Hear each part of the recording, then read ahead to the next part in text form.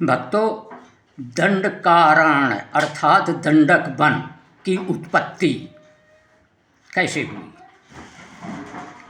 इस समस्त भूमंडल के राजा स्वयं मनु थे। सतयुग की ये बात है। उस समय उनके कई पुत्र थे। सबसे बड़ा पुत्र था इक्ष्वाक। जब उनका समय आया तो उन्होंने अपने बेटों में देखा कि मेरा बेटा इक्ष्वाक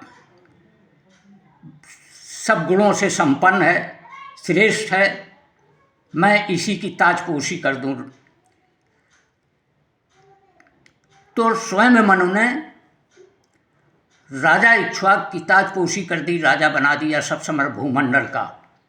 और उन्होंने उपदेश दिया कि बेटा, बगैर दंड के राज नहीं चलता है, और दंड का विधान सही रखना और अकारण दंड किसी को मत देना।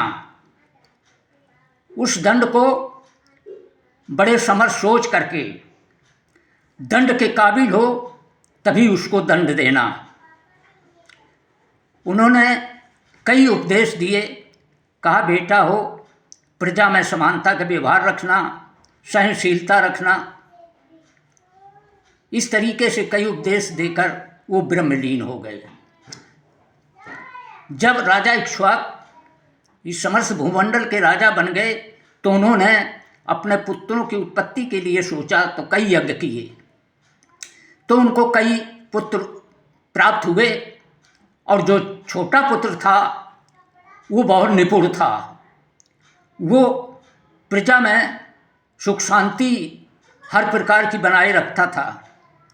तो उन्होंने देखा कि मेरा ये छोटा पुत्र बहुत निपुण है, तो उन्होंने उसका नाम दंड रखा।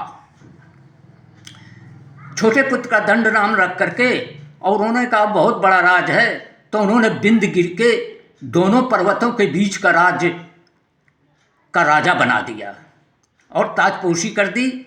उस प्रदेश का नाम था मधुमथ। काफ़ी दिनों के बाद राज करते करते दंड को एक दिन चैत का महीना था, तो घोड़े पर सवार होकर के वो घूमने के लिए बाहर निकले, और घूमते घूमते हुए भार्गव ऋषि के आश्रम में पहुँचे।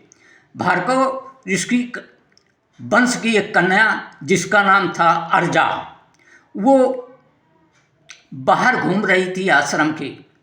जिस समय राजा दंड वहाँ पहुँचे तो उसकी सुंदरता को देखकर इनके पाप उत्पन्न हो गया, और इन्होंने इनके काम बाण लगने लगे। उन्होंने कहा मैं तो काम से पीड़ित हो रहा हूँ। ये जाकर घोड़े से उतरे और अर्जा से कहा पुत्री तुम कौन हो? तो उसने कहा कि मैं भार्गव वंश की कन्या हूँ और हमारे पिता शुक्राचार्य हैं, मैं ज्येष्ठ सबसे बड़ी पुत्री हूँ। तो उन्होंने कहा भीरू बराहे हाथ जोड़कर कि मैं तुम्हारा दास हूँ और मुझे अपना लो। उन्होंने कहा कि देखो राजन, हमारे पिता चंद मिनटों में आ रहे हैं और उनसे हाथ जोड़ के अपनी प्रार्थना करना। अगर वे शादी मेरे साथ कर देंगे तो उचित रहेगा। ऐसा नहीं है, तुम्हारे पिता हमारे गुरु के तुम पुत्र हो और तुम मेरे भाई लगते हो, भाई के हिसाब से मेरी सुरक्षा करना चाहिए। तुम तो इस तरीके की बात करते हो, नहीं करना चाहिए। उन्होंने कहा भीरू कुछ भी हो जाए, बराए कुछ भी हो जाए, हमारे पिता बहुत क्रोधी हैं, तुम्हारा राज अगर उन्होंने श्राप दे दिया तो सब राज नष्ट भ्रष्ट हो जाएगा। उन्हें कुछ भी हो जाऊं, मर जाऊं या कुछ भी हो जाए हमारा राज। उन्होंने उसको बाँव पास में उठा करके एक सूनी जगह पे राज ले गए और ले करके उसके साथ संभोग किया। चंद घड़ी में गुरु शुक्राचार्य आ गए। वो रोती हुई आश्रम में पहुंची तो गुरु शुक्राचार्य ने उनको समझते देर न लगी, उसने सब बताया। तो क्रोधी स्वभाव के थे शुक्राचार्य। उन्होंने अपने शिष्यों से कहा कि तुम हट जाओ इस आश्रम से, डेरा दूसरी जगह डालो जा करके। और उस पुत्री से कहा कि तुम सरोवर के पास 100 वर्ष तक रहो, और उन्होंने भर के साथ दे दिया कि 7 दिन के अंदर इसका सारा राज्य नष्ट भ्रष्ट हो जाए। तो 7 दिन तक धूल भरी हवाएं और बरसात हुई, इतनी हुई बरसात कि सारे घर महल सब गिर कर के पशु पक्षी कुछ भी नहीं रहे। ये 100 कोस का राज्य उसका आयोजन का सब नष्ट भ्रष्ट हो गया। और जब नष्ट भ्रष्ट हो गया तो उसी राजा दंड के नाम से दंडकारण अर्थात दंडक नाम पड़ गया।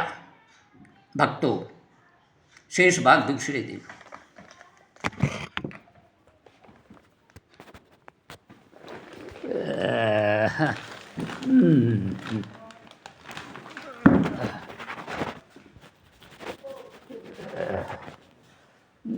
4 मिनट को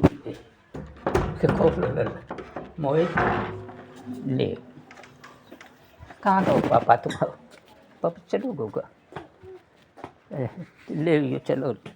और 4 मिनट को तो अब जितने मिनट हुए मार सारे कितने मिनट हुए जब बंद कर दो जो अरे ठीक